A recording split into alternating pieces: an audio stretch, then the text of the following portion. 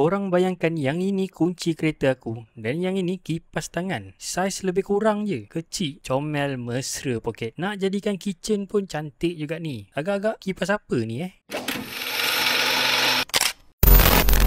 So, inilah dia mini pocket high speed fan daripada brand Oku, model FS05. Satu kipas tangan yang betul-betul kecil pernah aku jumpa, tapi performance dia cukup padu. Tak padan dengan saiz dia yang kecil.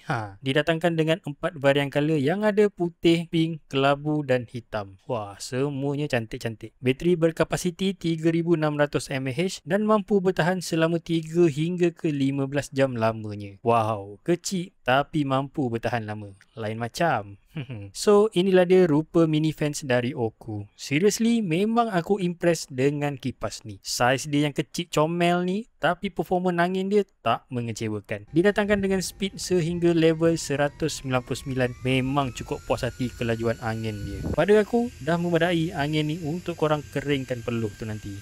Hanya ada 2 button sahaja pada kipas ini dan didatangkan sekali dengan paparan LED. Memang package lengkap untuk satu kipas tangan ni. So, kalau korang mencari satu kipas tangan yang kecil comel tapi performance tak mengecewakan, inilah dia mini fan FS05. Silap-silap kalau beli tak cukup satu. Rasa macam nak beli semua varian color dia yang ada. Comel molek.